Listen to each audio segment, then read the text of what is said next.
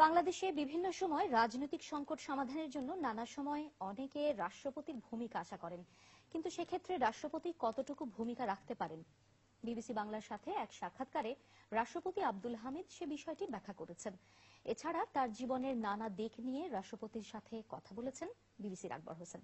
রাষ্ট্রপতি, আপনাকে অসংখ্য ধন্যবাদ বিবিসি বাংলার সাথে এই সাক্ষাৎকারে যোগ দেওয়ার জন্য। আপনি রাষ্ট্রপতি নির্বাচিত হয়েছেন 2 বছর 8 মাস হলো। তো এই 2 বছর 8 মাস কেমন কাটছে বঙ্গভবনে আপনার? কাটছে খারাপ এটা বলা মুশকিল, তবে আমার কাছে খুব I don't feel so much comfort. কারণটা হলো মানে এখানে মনে হয় যে একেবারেই স্বাধীনতাবিহীন একটা অবস্থায় আছে।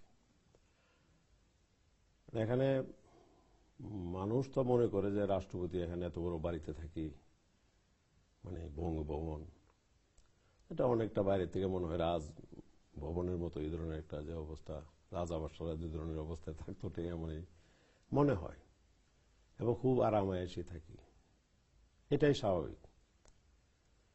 আমার কাছে সেটা সবচেয়ে বড় সমস্যা হলো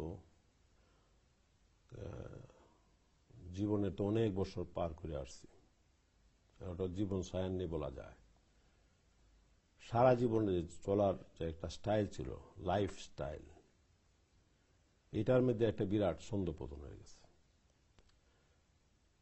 অর্থাৎ আমি আমার মন যখন যেটা চায় যে আমি এটা করবো বা ওখানে যাব, মানে এই ধরনের কত ধরনের কাজই তো থাকে, মনে মনে চিন্তা করি যে এটা করা দরকার, ওখানে যাইতে হবে, তার সঙ্গে দেখা করতে হবে, দেখা করি এগুলো আমি পারি না, কারণ আমার যাওয়া খুবই কঠিন। কিন্তু আপনি তো চাইলেই, আপনি যদি কারোর সঙ্গে দেখা করার ইচ্ছা করেন, লোকজন এখানে চলে আসতে পারে না। লোকজন আসা আর আপনার ইচ্ছা মাফিক আপনার এটা আনা, একজনকে ম্যানেজ করে আনা, এটার যে অবস্থা, আর আপনি নিজের ইচ্ছা করে কোথাও যাওয়ার মন চাইলে, মনে করেন কোনো বন্ধু বাড়িতে গেলেন, কোনো আত্মীয়র বাড়িতে গেলেন, সেখানে আপনি যাওয়ার তো কোনো জটিলতা হচ্ছে না। কিন্তু আপনি এখন যদি যেতে চাই, আমি যাইতে পারি, কিন্তু পারতে গেলে যে সমস্যাটা সৃষ্টি হয়, তখন আমার যে ইচ্ছাটা, এই ইচ্ছাটাই নষ্ট হয়ে যায়, কারণ রাস্তা যেভাবে থাকে সাধারণভাবে এইভাবে আমাকে যেতে দিবে না।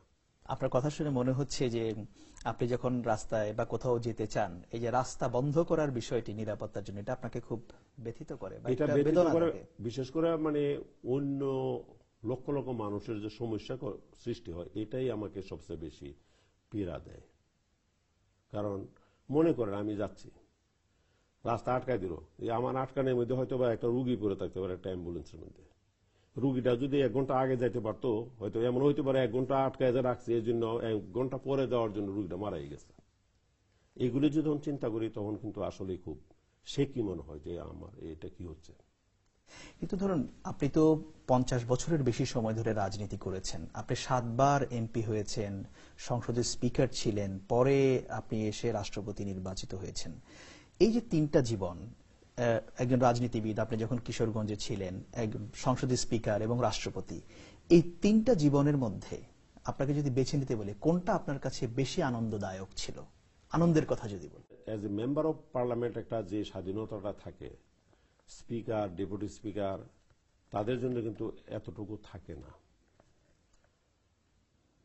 কিন্তু আমার মনে হয় যে আমি এনজয় করছি ডেপুটি স্পিকার থাকাকালীন যে সময়টা আমি হাউস চালাইছি, কারণ পার্লামেন্টটা আমার পরিচালনা করতে আমার খুব ভালোই লাগতো, এবং এখানে আমার মনে হয় যে আমি যখন পার্লামেন্ট চালাইছি সেটা মোটামুটি প্রাণবন্ত ছিল, এবং সরকারি দল, বিরোধী দল বা অন্যান্য, মেইন বিরোধী দল ছাড়া আরো কিছু স্বতন্ত্র বা অন্যান্য দলের কিছু যারা ছিল, বেশ আমার একটা মানে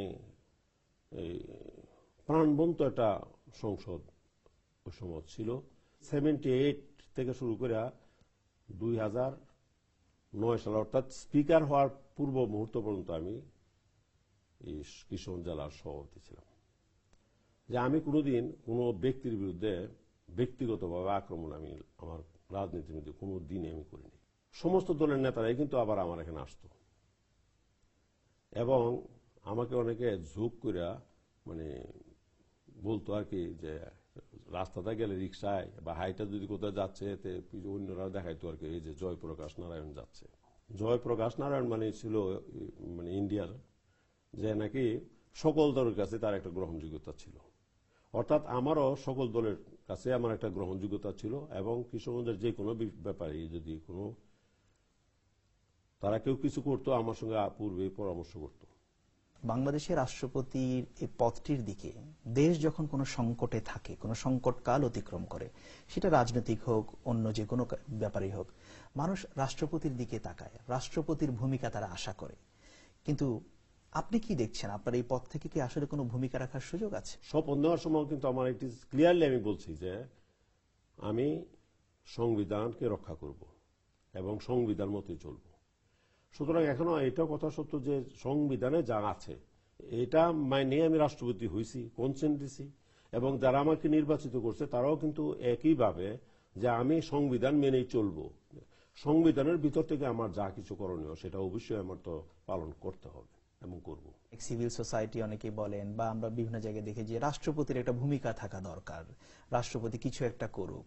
এটা তো ব্যাপার হলো যদি যে সংবিধানের মধ্যে যদি কিছু ইনসার্ট করতে হয় তাহলে তো এটা সকল দল মত নির্বিশেষ সবাইকে আলাপ আলোচনা করে আবার নির্বাচিত যখন সংসদ সদস্য আছে, সংসদ আছে, তারা যে একটা যেভাবে তারা সংবিধানটাকে দাঁড় করাবে, এই সংবিধান মোতাবেকই তো রাষ্ট্রপতিকে চলতে হবে। সুতরাং কনস্টিটিউশন যারা ফ্রেম করে বা বিভিন্ন রাজনৈতিক দলের যা দাবির প্রেক্ষিতে তারা যেভাবে সর্বসম্মতিক্রমে যারা মনে করে, খালি সর্বসম্মতিক্রমে পলিটিক্যাল পার্টি মনে করলে চলবে না, পাশাপাশি সেখানে নির্বাচনের পরে যে জনগণের যে প্রতিনিধি অর্থাৎ মেম্বার পার্লামেন্ট যারা নাকি সংবিধান সংশোধন করতে পারে, সংবিধান সংশোধন করতে ইট নিডস 2/3 মেজরিটি।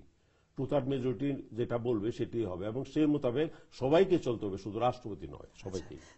আপনার যখন এই পদের মেয়াদ শেষ হবে, বা আপনি কি ধরনের পরিকল্পনা করছেন, কিভাবে আপনি সেই জীবন? আমার তো তখন ধরেন ফ্যামিলিতে বেশিরভাগ সময় কাটাইতে হবে, তাছাড়া হয়তো কিছু মানুষের কল্যাণমূলক যেসব কাজ টাজ আছে এইগুলি তো ফিজিক্যালি যে যুবক অবস্থায় যেভাবে করছিলাম ঠিক সেভাবে তো করা যাবে না, কিন্তু মনে করেন কোনো একটা জনহিতৈষীমূলক কোনো কর্মকাণ্ড আছে যেটা বা সংগঠন আছে, তাদের সঙ্গে একটু হয়তো বৈশাখ একটু পরামর্শ দিলাম বা এইভাবে করা যায়, এইসব এই ধরনের ছাড়া তো আর তেমন কিছু করা।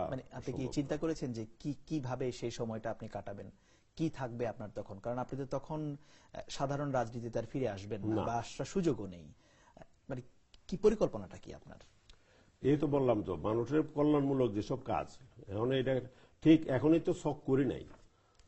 মনে করেন অনেক সময় সামাজিক প্রতিষ্ঠান আছে না যেগুলি দিয়ে সাধারণ মানুষের কল্যাণ করা যায়, যেমন এখানে মনে করেন যে একটা ওই যে অনেক সময় আমাদের হাওড়া এলাকা, সেখানে মানুষ গরিব মানুষ তারা ঢাকা আসা বা বিভিন্ন জায়গায় আসা তারা চিকিৎসা করতে পারে না, চোখে ছানি পড়ছে এটা চিকিৎসা করতে পারে না। যদি ওখানে গেলাম গিয়া যদি 5-7 দিন থেকে যদি একটা টিম নেওয়ার ব্যবস্থা করতে পারি, ওখানে মনে করেন 200 লোকের ছানি অপারেশন করলো, এই ধরনের অনেক কিছুই করা যায়। অসংখ্য ধন্যবাদ বিবিসি বাংলার সাথে সাক্ষাৎকার। আপনাকেও ধন্যবাদ, এবং আপনার সঙ্গে যারা আছে আপনার সহকর্মীদের সবাইকে আমি আন্তরিকভাবে ধন্যবাদ জানাচ্ছি।